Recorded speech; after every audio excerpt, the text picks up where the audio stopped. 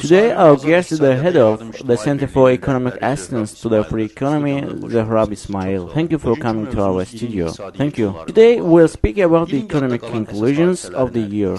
What were the most significant economic events of the year?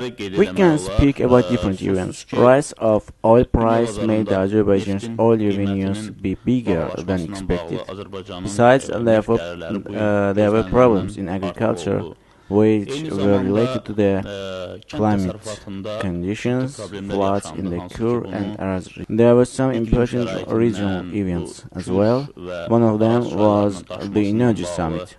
And another event was the one on the discussion of the situation with the Baku-Tbilisi-Kars Railroad project. There was some progress in this project. Moreover, the budget was reviewed with regard to the rise in the oil revenues. The incomes and expenditures portions of the budget was increased. However, the prices went up as well. According to State Statistics Committee, there was a 5.6% inflation in the country, but there are alternative calculations as well. According to the calculations of the Economic Research Center, there was a 7.4% inflation in the country within the past year. Was there any product with the price of which went down? I don't think there was any. Especially the prices of food products went up. According to the alternative reports, there was about 9% rise in the prices of food products. It's a great number. There are some services and tariffs that are not used daily. The people are concerned about their daily products, especially food products. Therefore, rise of food prices affect the people more. What can you say about the social peers in the country? I mean, the difference between rich layer, middle layer, and poor layer of the society went up or down? You know, this type of statistics is not carried out in Azerbaijan because there is no officially recognized millionaires or billionaires in the country. What we can speak about is the number of the people who receive salary at the level of minimum cost of living and the minimum pension.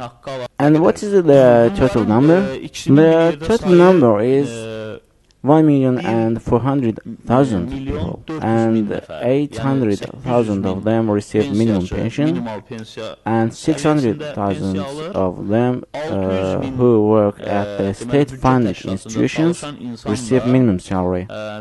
This is a big number. And what about the people with middle-level incomes? There was about a 7% increase in average salary. The average salary last month was 321 Azeri manats. But when considering the prices, you see that they are similar to European prices, but the salary is about by 10 times lower than in Europe. And we must also consider middle and small entrepreneurship in the country. The government claims everything is fine, but there are international organizations who assess the situation. For example, there is an international foundation called Heritage, which assess index of the economic freedom. And the indexes of Azerbaijan show that there is a high corruption in the country. Besides, the Transparency International unveiled corruption index, which also shows that the situation in the corruption sphere was bad. The property rights are also violated in Azerbaijan, and Azerbaijan gained 20 of maximum 100 points in the relevant index of heritage regarding the property rights. And these all show that the situation of the middle or average entrepreneurship is not encouraging in Azerbaijan. What about the situation in the corruption and the monopoly in Azerbaijan? 52% of the respondents in a survey conducted by Transparency International say that there was increase in corruption in Azerbaijan. And as the most corrupt agencies, They are police agencies and public service agencies. The second question is the monopoly. The monopoly has been even increased. Therefore, there was such an occasion that import of Indian perfume was banned, and then the ban was removed, and it became clear later that the import was monopolized by a group. Also, the import of tea was also a problem. The Russian exporters complained to their government that the Azerbaijan government supports Azerbaijan holding and doesn't allow others to import tea. On the other hand, taxi service is also being monopolized, and moreover, ice cream production is being monopolized. Import of ice cream from other countries is restricted. And bread baking is also monopolized. And as to bread baking, import of grain is in monopoly.